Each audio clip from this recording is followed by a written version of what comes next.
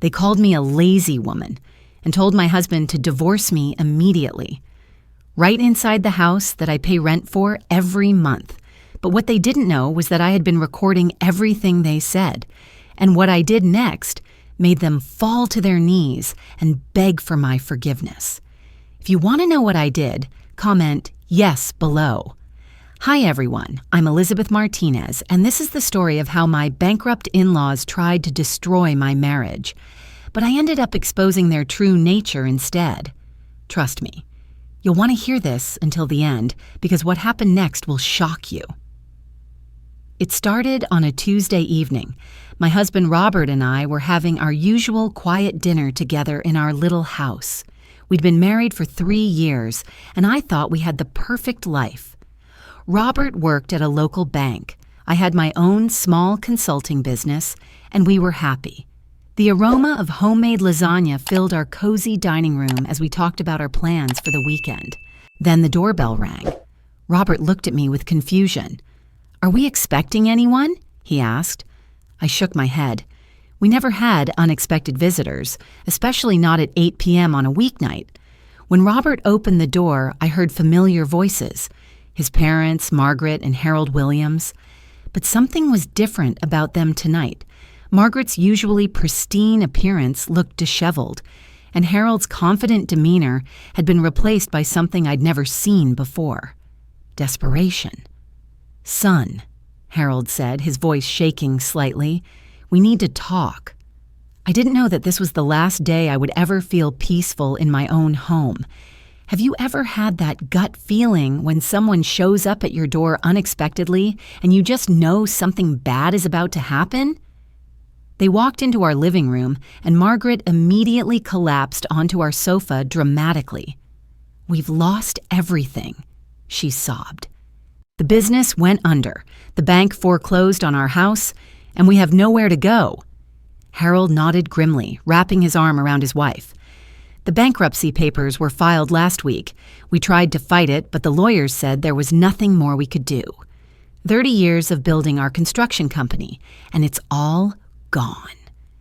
As they told their story, I listened carefully. Something felt off about the way they described their situation. They mentioned losing their house to foreclosure, but Margaret was still wearing her expensive diamond earrings, the ones she'd bragged about buying for $5,000 just last Christmas. Harold's watch, a luxury piece he claimed cost more than our monthly rent, was still gleaming on his wrist. "I know what it feels like to lose your home. My family went through financial struggles when I was younger." The pain in their voices seemed real, but the details, something didn't add up. "We were wondering," Margaret continued, dabbing her eyes with a tissue, "if we could stay with you both for just a little while. Just temporarily, of course, until we get back on our feet." But there was something in the way she said temporarily that didn't feel right. Robert immediately looked at me with pleading eyes. "What do you think, honey? We can't let them live on the streets." I wanted to say no. Every instinct in my body was screaming that this was a bad idea. But looking at these two people who had raised the man I loved, seeing them broken and desperate, I couldn't bring myself to turn them away. "Of course," I said quietly. "Family helps family. You can stay in the guest room." I agreed to let them move in. That was the biggest mistake of my life. Do you believe people when they come to you with a sob story, or do you ask questions first? The next morning, I woke up to the sound of furniture being moved around. I walked downstairs to find Harold rearranging our living room, pushing our coffee table to a corner to make space for a large recliner they'd somehow brought in overnight. "Good morning, dear," Margaret called from the kitchen. She was standing at our stove cooking breakfast using ingredients I didn't recognize. "I hope you don't mind. I asked Robert to stop by the store early this morning. You didn't have any proper breakfast foods."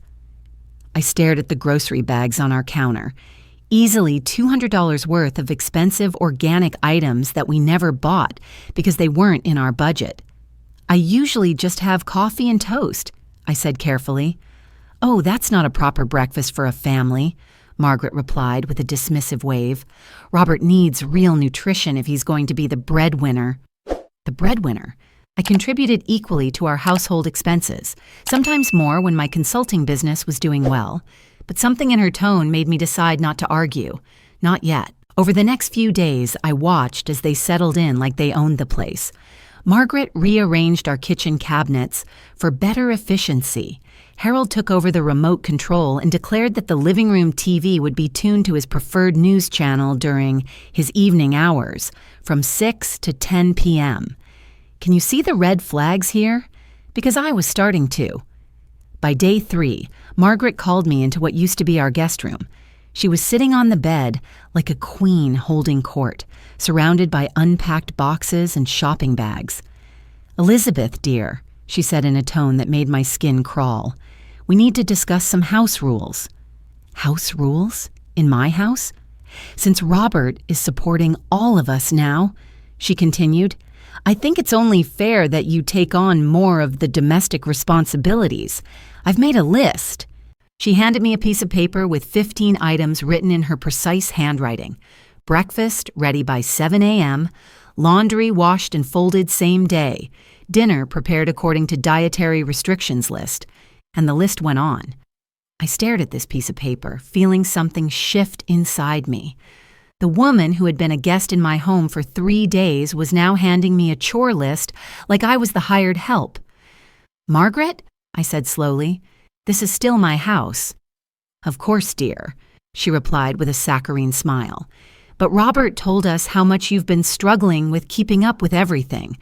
We're just here to help you become more organized." Struggling? I had never struggled with housework. Robert and I had always shared responsibilities equally, and our home was always clean and comfortable. That evening, I tried to talk to Robert about his mother's list, but he was distracted, scrolling through his phone. "She's just trying to help, Liz," he said without looking up. "And honestly, it would be nice if dinner was ready when I got home from work. My mom always had dinner waiting for my dad." I felt like I was looking at a stranger. "Robert, we've been married 3 years. I work too. When have I ever not contributed to this house?" He finally looked up from his phone, but his expression was different, distant. "It's just temporary, okay? They're going through a hard time." But temporary was starting to feel like forever. That night I heard them talking in their room. Their voices were quiet, but our walls were thin, and I caught fragments of their conversation. "She's not taking care of him properly," Margaret's voice drifted through the wall. "Give it time," Harold replied.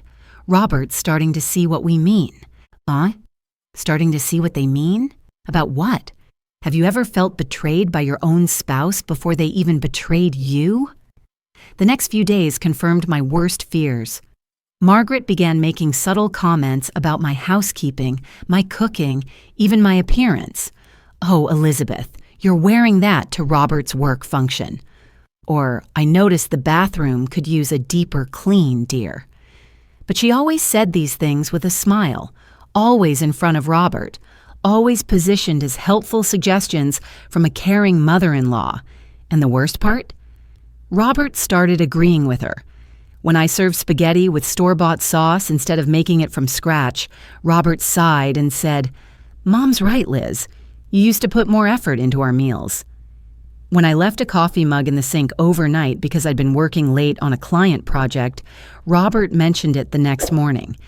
"The house just feels less organized lately." I was watching my husband turn into someone I didn't recognize, and his parents were orchestrating every note. But what they didn't know was that I wasn't just a housewife. I wasn't just Robert's wife who happened to do some consulting work. Before I married Robert, I had spent 5 years as a private investigator, and those instincts were telling me that something was very, very wrong with their bankruptcy story. Can you guess what I was planning to do next? While I played the role of the confused, overwhelmed wife during the day, I spent my evenings doing what I did best, investigating. I started with simple internet searches on Harold's construction company. According to public records, the business hadn't filed for bankruptcy. In fact, it had been sold to a competitor 3 months ago for a substantial profit. I dug deeper. Property records showed that their house hadn't been foreclosed on either. It had been sold, voluntarily, 6 weeks before they showed up at our door. Margaret and Harold Williams hadn't lost everything. They had liquidated everything. The question was, why? I found the answer in a local newspaper article buried deep in the archives. Harold's construction company had been under investigation for using substandard materials in a municipal building project. The article was 3 months old, and it mentioned that several families were considering lawsuits. They hadn't gone bankrupt. They had sold their assets and moved in with us to avoid potential legal judgments. But I needed more proof before I could confront them. That's when I decided to do something that would change everything. I started recording our conversations. Every morning I would slip a small digital recorder into my pocket. Every interaction with Margaret and Harold, every conversation where they criticized me in front of Robert, every moment where they tried to turn my husband against me, I documented it all. And what I discovered over the next 2 weeks was worse than I had imagined. They weren't just freeloading, they were systematically destroying my marriage. During one recorded conversation, Margaret told Harold, "She's too independent for Robert. He needs a wife who will focus on taking care of him, not running around playing businesswoman." In another, Harold said, "If she really loved Robert, she'd quit that consulting nonsense and focus on being a proper wife." But the worst was when I overheard Margaret on the phone with someone, presumably a friend. "Oh, we'll be here for as long as it takes. Robert's finally seeing that Elizabeth isn't wife material. Give it another month and he'll be ready to trade up for someone more suitable." Trade up? More suitable? I realized they hadn't just moved in temporarily. This was a calculated plan to break up my marriage. Do you think I should have confronted them immediately, or was I right to keep gathering evidence? 2 weeks into their stay, I had hours of recorded conversations, printed financial documents proving their deception, and a growing file of evidence that would have made my old PI colleagues proud. But I needed them to reveal their true nature completely. I needed them to say something so horrible, so undeniable, that even Robert couldn't ignore it. So I decided to give them exactly what they wanted, the perfect opportunity to show their true colors. I started playing the role of the failing wife. I served dinner 5 minutes late and apologized profusely. I left a dish in the sink overnight and let Margaret discover it the next morning. I wore sweatpants to the grocery store and let her make comments about my appearance. Every time I played weak, they got bolder. Every time I played incompetent, they got more confident in their criticism. I was setting the trap, and they were walking right into it. And then came the night that changed everything. I had prepared a nice dinner. Pot roast with vegetables, homemade rolls, and apple pie for dessert. I'd spent hours cooking, making sure everything was perfect. But I deliberately served it at 6:15 instead of 6:00. Margaret looked at her watch dramatically. "Elizabeth, dear, we discussed the importance of punctuality." "I'm sorry," I said quietly, playing my role. "I lost track of time." Robert sighed in frustration. "Liz, this is becoming a pattern." That's when Harold put down his fork and looked directly at me. "Son, I think it's time we had an honest conversation about your wife." The room fell silent except for the sound of my heart pounding. This was it. This was the moment I had been waiting for.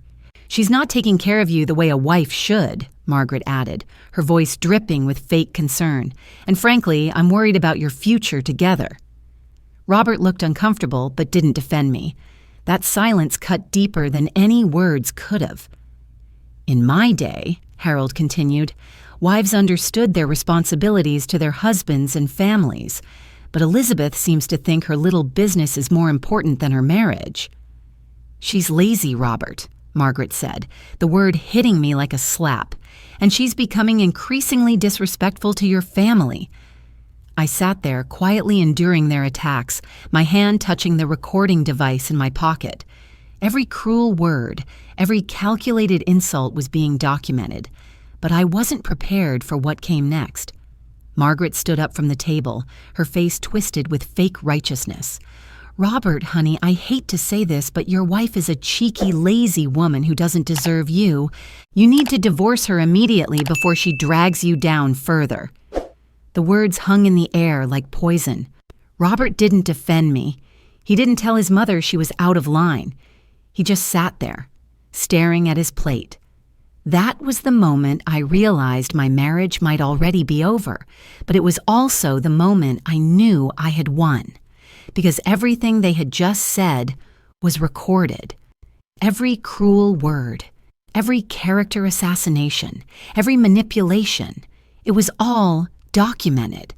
And what I was about to do next would make them turn pale with fear. But first, I needed to see how far Robert would let this go. "Robert," I said quietly, my voice barely above a whisper, "what do you think?" He looked up at me, and for a moment I saw a flicker of the man I had married, but then his mother's influence won. Maybe we should take a break, Liz, just to figure things out." That was it. That was the final betrayal I needed. I excused myself from the table, walked upstairs to our bedroom, and sat on the bed for exactly 5 minutes. Not to cry. I had no tears left for this situation, but to prepare for what came next. Because tomorrow morning I was going to destroy their entire plan, and when I was done, they would be begging me for forgiveness. I woke up the next morning with a clarity I hadn't felt in weeks. While Robert was still sleeping, I quietly got dressed and went downstairs to my home office. I had work to do, and for the first time since his parents moved in, it wasn't housework. I opened my laptop and pulled out a file folder I'd been building for 2 weeks. Inside were printed bank records, property transfers, newspaper articles, and a small digital recorder that contained hours of conversations. This wasn't just about defending myself anymore. This was about exposing the truth. My phone buzzed with a text from my former colleague, Detective Sarah Chen, who I'd contacted 3 days earlier. "Got the records you requested. This is bigger than you thought. Call me." You see, what Margaret and Harold didn't know was that I hadn't just been a private investigator, I'd been a good one. Good enough to maintain professional relationships even after I'd stepped back from the field. And when I'd reached out to Sarah about a case involving potential fraud, she'd been more than willing to help. The evidence package I'd compiled would have impressed my old supervisor. Harold's construction company hadn't just been sold to avoid lawsuits. It had been involved in a pattern of fraud spanning 3 different municipalities. The bankruptcy story was a complete fabrication designed to generate sympathy while they hid assets from potential legal judgments. But that wasn't even the most shocking discovery. Can you guess what else I found out about them? A deeper background check had revealed something that made my blood run cold. This wasn't the first time they'd moved in with family members during financial hardship. Robert's cousin Mark in Denver had been through the exact same situation 18 months earlier. They'd moved in temporarily, turned Mark's wife against him, and when the marriage fell apart, they'd somehow ended up with half of the couple's shared assets in the divorce settlement. They were professional manipulators, and I was just their latest target. I picked up my phone and dialed Sarah. "Tell me you have good news," I said when she answered. "Better than good," she replied. "The DA's office has been building a case against Harold Williams for months. They've been looking for his current address to serve a warrant. Apparently, he's been dodging process servers." My heart started racing. A warrant? Fraud charges, multiple counts. The substandard materials he used in that municipal building caused a partial collapse last month. Nobody was hurt, thank God, but the financial damages are in the millions. This changed everything. They weren't just freeloading con artists. Harold was an actual fugitive. "Sarah," I said carefully, "what would happen if someone were to provide his current address?" "That someone would be doing their civic duty," she replied with a laugh, "and probably helping a lot of people get justice." After we hung up, I sat in my office for a long moment, staring at all the evidence spread across my desk. I had everything I needed to destroy their manipulation, expose their lies, and probably send Harold to prison. But first, I wanted them to face the truth about who they were dealing with. I heard footsteps on the stairs. Robert was getting ready for work. I quickly gathered my evidence back into the folder and slipped it into my desk drawer. Today was going to be the most important performance of my life, but I needed to wait for the perfect moment. "Morning, honey," Robert said, poking his head into my office. His voice was strained, awkward. The conversation from last night hung between us like a toxic cloud. "Good morning," I replied calmly. "I'm just catching up on some client work." He nodded and started to leave, then paused. "Liz, about last night?" "It's okay, Robert," I said, giving him what I hoped looked like a defeated smile. "Maybe your parents are right. Maybe I have been letting things slide." The relief on his face was heartbreaking. He actually looked grateful that I was admitting fault. After Robert left for work, I went downstairs to find Margaret already reorganizing our kitchen cabinets. Again. "Good morning, Elizabeth," she said without looking at me. "I've made a new schedule for household duties. I think structure is what you need." She handed me another list, this one even longer than the first. 23 items, including things like polish all door handles daily and iron Robert's work shirts with military corners. I looked at this list and felt something inside me snap. Not with anger, with absolute certainty. "You know what, Margaret?" I said quietly. "You're absolutely right." She looked surprised by my agreement. "Oh, well, good. I'm glad you're finally seeing reason." "I am seeing reason," I continued, my voice still calm. "In fact, I'm seeing a lot of things clearly now." Harold walked into the kitchen at that moment, wearing one of Robert's bathrobes like he owned it. "Morning, ladies. What are we discussing?" "Elizabeth was just agreeing that she needs more structure in her housekeeping," Margaret replied smugly. "Excellent," Harold said, pouring himself coffee from the pot I'd made earlier. "It's about time she started acting like a proper wife." I watched them both, these two people who had invaded my home, manipulated my husband, and tried to destroy my marriage, standing in my kitchen like conquering generals. And I smiled. "Actually," I said, "I think it's time we all had an honest conversation." I walked over to my purse and pulled out the small digital recorder. Their faces went from smug confidence to confusion as I placed it on the kitchen counter. "What's that?" Margaret asked. "This," I said, pressing play, "is the truth." Harold's voice filled the kitchen.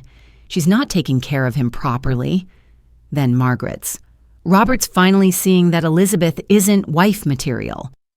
Their faces went white as they heard their own voices plotting against me, but I wasn't done. I played the recording from Harold's phone call where he'd bragged about handling the Robert situation just like we did with Mark in Denver.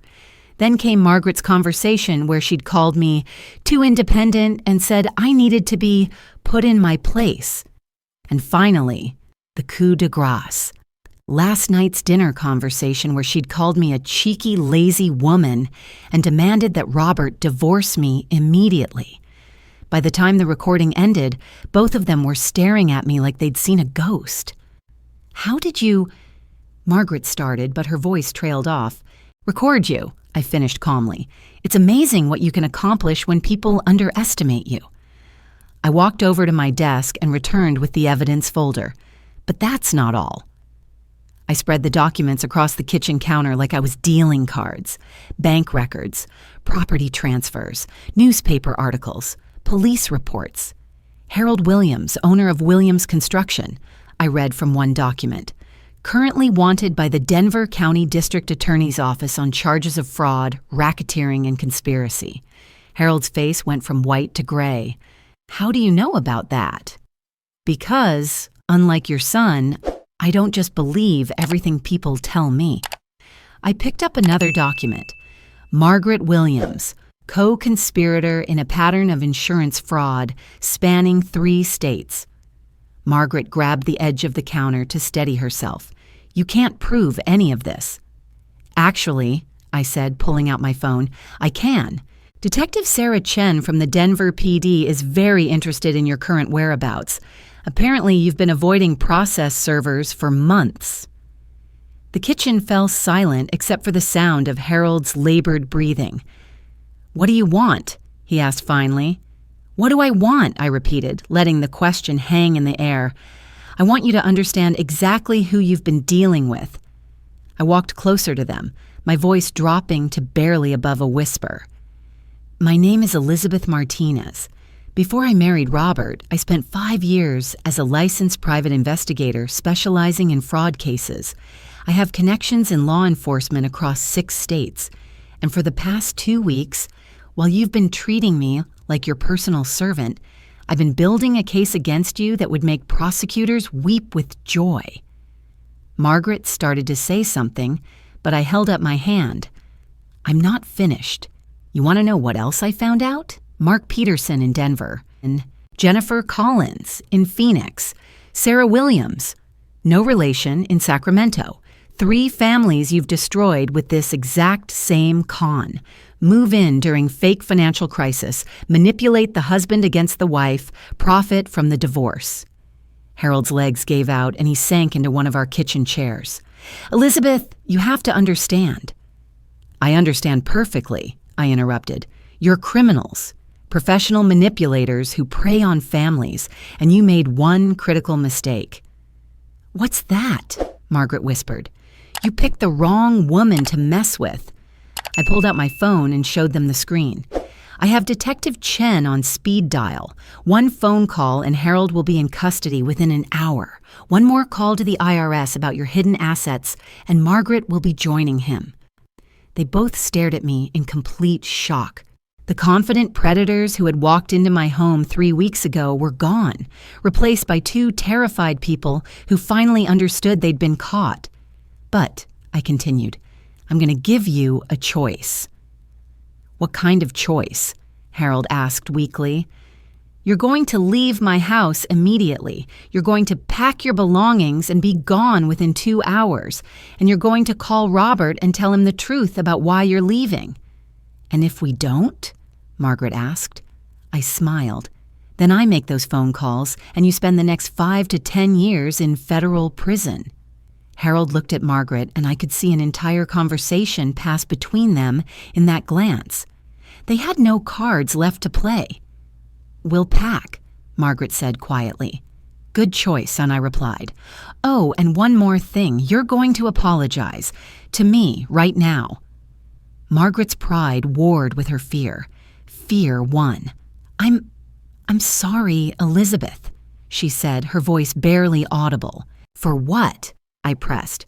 For calling you names, for trying to break up your marriage, for lying about our financial situation." I turned to Harold. "Your turn." Harold looked up at me, and for the first time since they'd arrived, I saw genuine remorse in his eyes. "I'm sorry for bringing my family into this mess. I'm sorry for using Robert, and I'm sorry for underestimating you." I nodded. "Apology accepted. Now pack." As they hurried upstairs, I heard Margaret whisper to Harold, "How did we not see this coming?" His reply was barely audible. "Because we got greedy. We thought we could break her." 2 hours later, I watched from my front window as they loaded their car with the same belongings they'd arrived with 3 weeks earlier. Robert had come home from work early after Harold's phone call, a call where they'd told him they'd suddenly found a place to stay with Margaret's sister in Florida. Robert stood in our driveway, looking confused and hurt. He'd wanted to ask questions, but Harold had been insistent that they needed to leave immediately due to a family emergency. As their car disappeared around the corner, Robert came back inside. "I don't understand what just happened," he said. "They seemed panicked. Mom was crying." I looked at my husband, this man I'd loved enough to marry, who had been so easily turned against me, and felt a mixture of sadness and clarity. "Robert," I said carefully, "we need to talk." We sat in our living room, the same room where his parents had plotted my downfall for 3 weeks. I pulled out the recording device one more time. "Before you say anything," I said, "I need you to hear something." I played him selected clips from my recordings. His face went through a series of emotions as he heard his parents' real opinions about me, their manipulation tactics, and their plan to break up our marriage.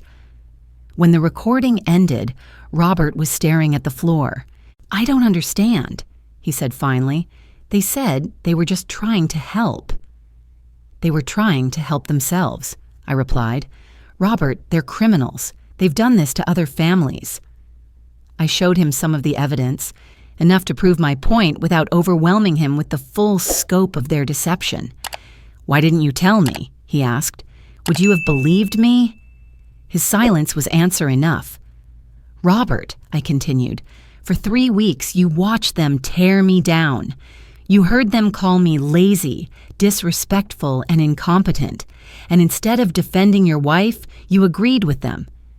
"I thought they were trying to help us be better," he said weakly.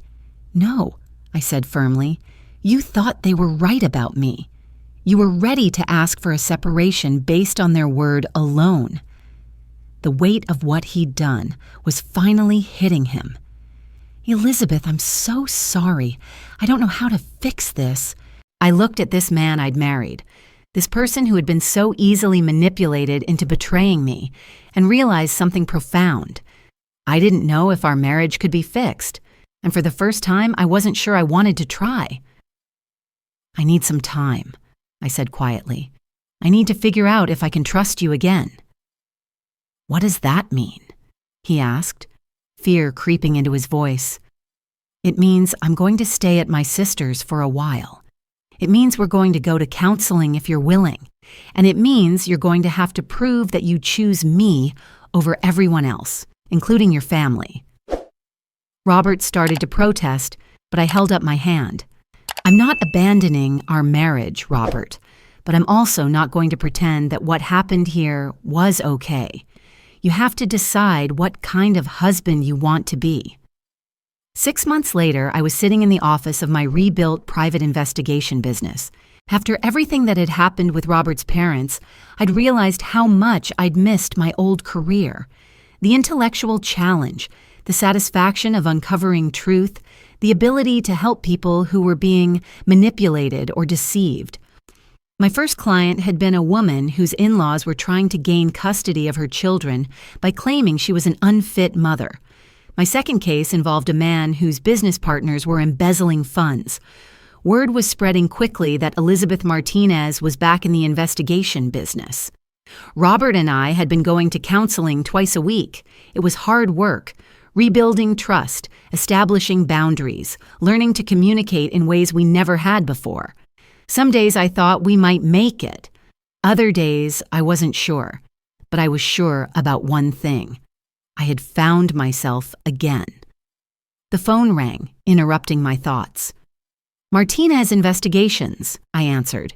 "Elizabeth?" It was Robert's voice, and he sounded strange. "You need to see the news." I turned on the small TV in my office and flipped to the local news channel. There, in handcuffs being led into a courthouse, was Harold Williams. The headline read, "Local contractor sentenced to 7 years in federal prison for fraud." Margaret was in the background, also in handcuffs. I picked up my phone. "I'm watching it now," I told Robert. "The reporter said they were caught trying to run another con in Florida," he said. "Elizabeth, if you hadn't stopped them..." "They would have kept destroying families," I finished. There was a long pause. "I owe you more than an apology," Robert said finally. "You saved us from something I was too blind to see."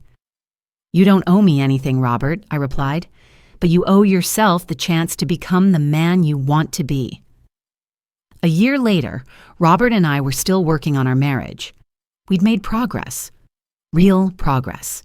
He'd started standing up for himself at work, setting boundaries with toxic people, and most importantly, he'd learned to trust my judgment even when he didn't understand my methods. But the most important change was in me. I was no longer the woman who would silently endure disrespect to keep the peace. I was no longer someone who would sacrifice my own dignity to maintain a relationship. I had learned that sometimes the strongest thing you can do is refuse to be small. My investigation business was thriving. I'd helped dozens of people escape manipulative situations, uncovered fraud, and even assisted in several law enforcement cases.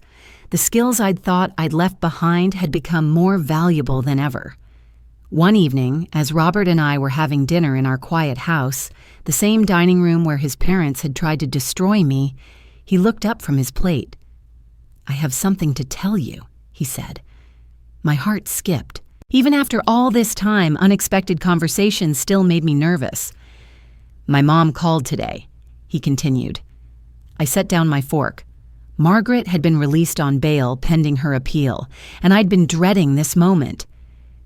"She wanted me to ask you not to testify at their sentencing hearing next month." I studied Robert's face, looking for any sign that he was wavering, that his parents' manipulation was starting to work again. "What did you tell her?" I asked. Robert met my eyes steadily. "I told her that my wife is going to do whatever she thinks is right, and that I support her completely, no matter what she decides." I felt something shift in my chest, a loosening of tension I'd been carrying for over a year. "And then," Robert continued, "I told her that she had no right to ask anything of you after what she'd done to our family. I told her that if she wanted to blame someone for their situation, she should look in the mirror." I reached across the table and took his hand. "How did she respond?" "She hung up on me," he said with a small smile, "and honestly, it felt good." 2 weeks later, I sat in a federal courthouse, having just finished giving my testimony about Harold and Margaret Williams' systematic fraud and manipulation.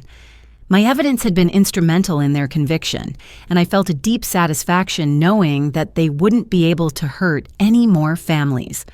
As I walked out of the courthouse, I thought about the woman I'd been when they first arrived at my door.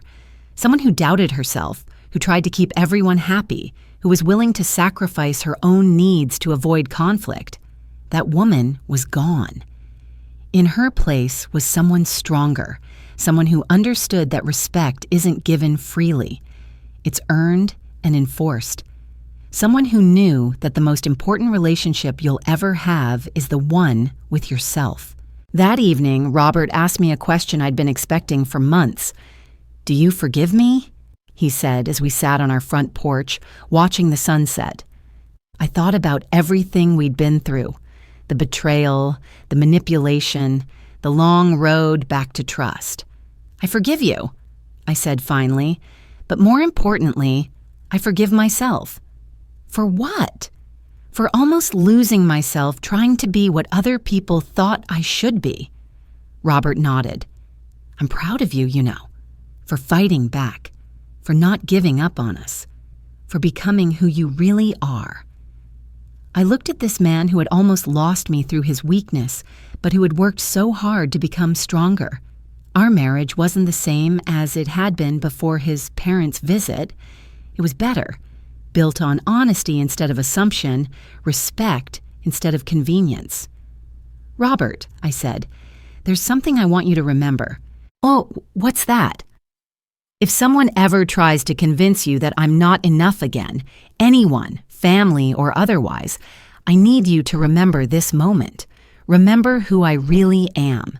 Remember what I'm capable of when I'm pushed too far." He squeezed my hand. "I'll remember." As the sun set over our quiet neighborhood, I thought about all the women out there who might be going through what I'd experienced, being undermined, manipulated, made to feel small by people who should be supporting them. If you're one of those women, I want you to remember something. You are stronger than you know. You have more power than they want you to believe. And sometimes the best thing you can do is stop trying to be the person they want you to be and start being the person you actually are. Don't let anyone call you lazy when you're working harder than anyone else. Don't let anyone call you difficult when you're standing up for yourself. And don't let anyone convince you that you're asking for too much when all you want is basic respect. Sometimes the people who try to make you feel small are just afraid of how powerful you really are. Trust me on this one. I learned it the hard way. If this story helped you in any way, or if you've been through something similar, share your experience in the comments below. Sometimes, knowing you're not alone is the first step toward finding your strength.